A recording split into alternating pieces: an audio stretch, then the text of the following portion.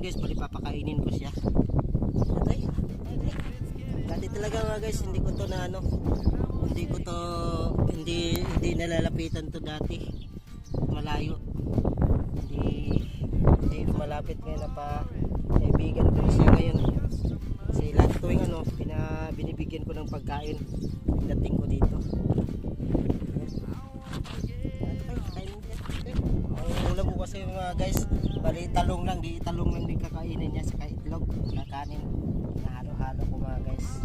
Nung nakarang araw dinalan ko to ng manok. Tapos yun, medyo tumataba-taba na konti ba guys. Abangan nyo yung mga guys, bali matatabain ko tong aso. Wait, kawawa siya mga guys, parang kulang sa arga, kulang sa pagmamahal. Kita nyo naman mga guys, kawawa. Lalaki ng dibdib oh. Sa payat ng ano, baywang. Tapos yung buntot niya laging nakadapa, hindi man lang nakikita na kumitiw-kitiw.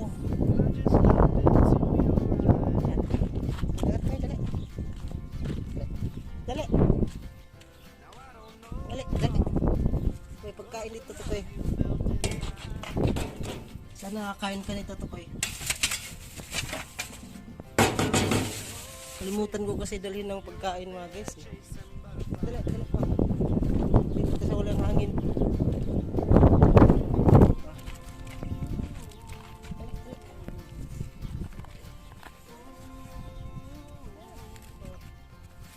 Nahiya pa eh.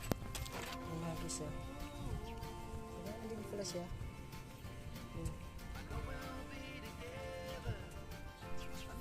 Mga guys oh, yan kinain yung talong, nilagyan ko na itlog sa kanin.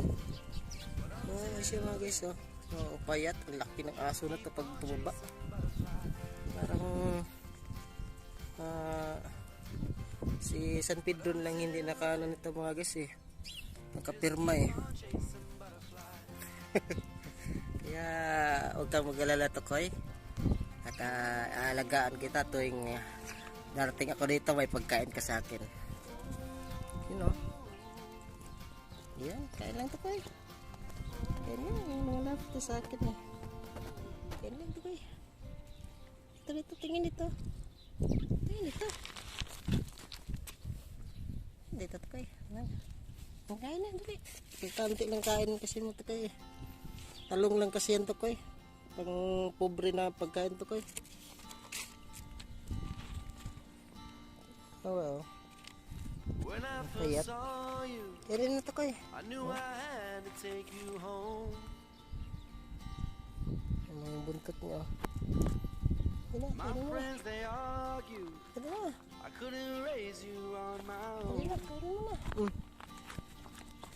Ano na? Ayaw mo ng ano, pang Filipino food to koy?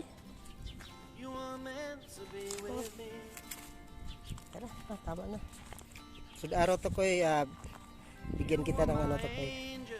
Bigyan kita ng chicken. Dalhan kita ng chicken. Sumusunod siya mga guys.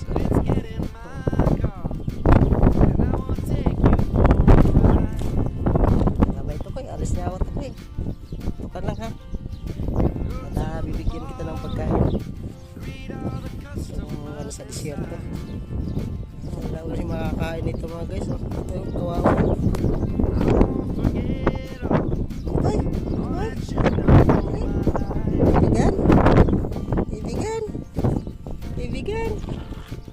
Kaibigan tayo na, kaibigan.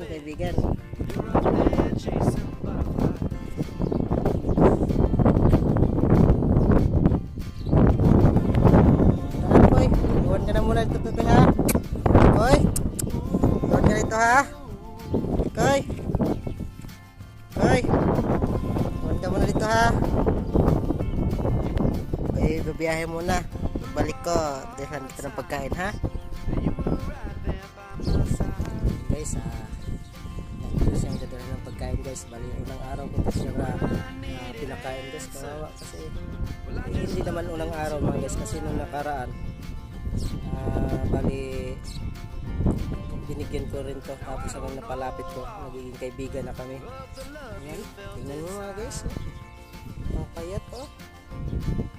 Payat oh. Payat ng paa oh. Tangkad na aso to. Oh, bait pala itong aso na to eh. Tapos nung unang pumunta ko dito, ang layo pa lang, tumatakbo na. Plus hindi magpahawak. Yan o. Abangan nyo mga guys, nabali patatabihin ko itong aso na ito mga guys. Kawawa naman ito pa, ipagdana pasikhan sa akin. No?